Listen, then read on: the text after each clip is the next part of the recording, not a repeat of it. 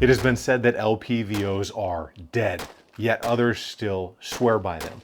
All I'm going to personally say about that is they have a place if properly implemented. They are a level up as compared to a red dot or even a red dot with a magnifier. Today we're going to look at two examples from Athlon Optics, the Cronus 1-6, which is their premier line, and their Aries 1-10.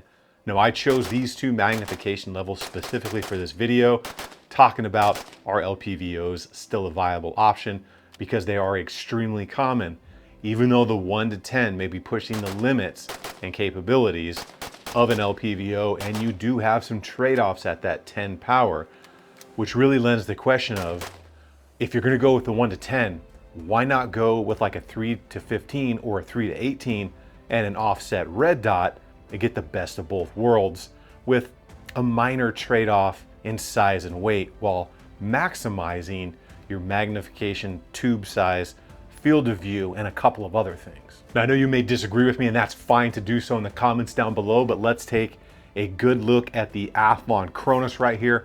This is the 1-6, and this is their like premier line. So what do we get out of the premier Cronus in 1-6? Now right now this one, as far as I know, only comes in MOA. So if you are a mill guy, unfortunately they don't have this. However, if you're an MOA dude, this is going to be the way to go.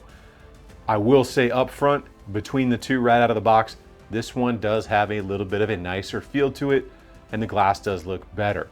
This is going to be a fixed parallax at 100 yards. It's 1-6 by 24, meaning the magnification goes from 1 to 6. There isn't really a true 1 power magnification. You're always going to have a little bit on that 1 power because you're looking through multiple pieces of glass. So yes, it's a 1-6. Is it a true 1? No, it's like a 1 point something, but it's close enough to get the job done. And the 24 means you're going to have a 24 millimeter exit pupil, which is going to be detrimental to your field of view downrange because that's so thin, but ultimately it's the LPVO life. The glass is fully multi-coated. The tube diameter is 30 millimeters, so when you buy a mount, that's extremely important. The eye box here is pretty solid, coming in at 3.6 to 4 inches, which is very good. And your field of view out there is going to be 106.9 feet and 17.7 feet at minimum and maximum magnification respectively. Adjustment increments are going to be 0.5 MOA. It's 10.4 inches long and it's 21.5 ounces. Now the real crowd pleaser here to me is the turret design on this one. I love these pop-up style turrets. These are some of my favorite out there in the market. They are very nice, very tactile, have a great feel to them, and ultimately that return to zero stop is just going to help you out on the range if you've been making a lot of adjustments. This thing is easy to zero, easy to reset those turrets, and that BDC style reticle in there is going to get the job done and is going to be very easy for you to pick up on and use. All of the adjustments, whether it was windage, elevation, the magnification dial, everything on here felt really good and very high quality. But again, this is their premier line. Another thing to understand here is this is a second focal plane optic. So if you don't know the difference between second focal plane and first focal plane, think about it this way. First is fancy. That reticle grows and shrinks in size as you dial the magnification, where second focal plane just stays the same. Now, I'm a huge fan of first focal plane, but when we get into the world of LPVOs, that lower power, it's not as big of an issue as when we're talking about something that's like 5 to 25, 4.5 to 30, or something big. Out on the range, I took this thing from the up close work and started at 135 and then worked my way out to 350 yards using a bog tripod. Now that is a decent tripod for a starter, not the best thing in the world, but it will get the job done for you. It made it very easy. Honestly, at 350 yards with this thing, as long as you've got decent ammo and a decent rifle, life's gonna be good for you. If you do your job behind it, it will do its job. And that BDC reticle was just easy to use, and it seemed to be true at least out to the 350 yards I was working with on a shaky tripod that day. Before we bust out the trigger cam and take a good solid look through the glass on this, I want to give a huge thank you to all of my Patreons. It's because of Patreon they get to stay very much more independent than some other people out there, and I thank you guys for everything you do for me. And also to the sponsor of today's video, my friends over at Blue Alpha Gear. I have been wearing their battle belt and gear and molly belts for the past several years, It's awesome stuff. It's made here in the United States in Georgia. It's US sourced materials, and they are just awesome guys. They make battle belt, molly belt style stuff, Cobra buckles, EDC Cobra buckle belts, low profile fanny packs, and a bunch of other really cool gear. And if you are interested in anything that Blue Alpha makes sure that we talk about in the video today, I will have a link in the description that will take you to where you can do all of your own research on all the stuff we're talking about today. Now, looking through the glass here on the Cronus, this is that ultra low dispersion or ED glass on here. And as you can see, it is pretty clear. Even throughout the magnification range, it is very solid. That water tower we are looking at, that is 2,500 yards away. I will caution you though here, the trigger cam footage just never seems to turn out as good as it looks to the naked eye. I've tried all kinds of different settings, so if you have any tips for me on that, let me know in the comments below. But the glass looks really solid.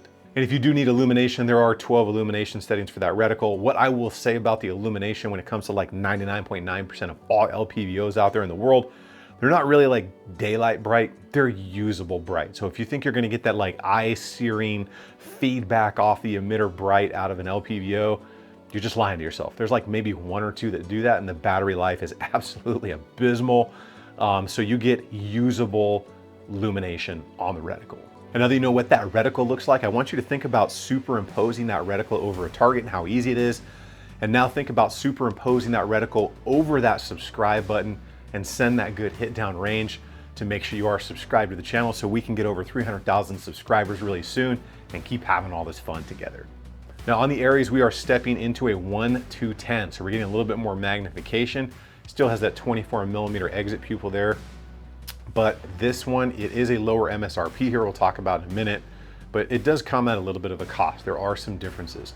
So at max magnification and through there, you'll see a little bit of chromatic aberration, which is basically where there's like a color hueing effect on these sharp edges. It is very slight, but it's to be expected when you step out of that like premier glass. Again, if you're used to a $500 to $800 optic, you're not gonna notice that at all, but we're comparing this to their premier line.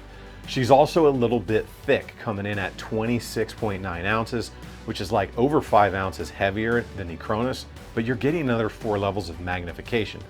The Cronus is a 1:6, this is a 1:10, so you're getting 7, 8, 9, and 10. So it's to be expected, it's gonna weigh a little bit more. The glass is still multi-coated. It is that ultra low dispersion glass, the same as its counterpart. It's just a different style of glass in there. Eye relief is a little bit tighter at 3.7, but still very usable out there on the range. Now this one has the mil reticle with 0.1 mil adjustments, which I am a huge fan of.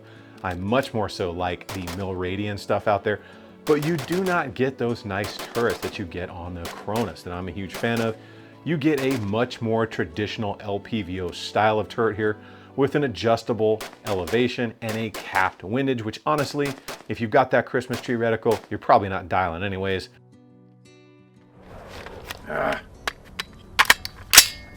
That was terrible. This thing is gonna be 10 inches long. It has a field of view of 117 and 11.7 feet at minimum and maximum magnification respectively.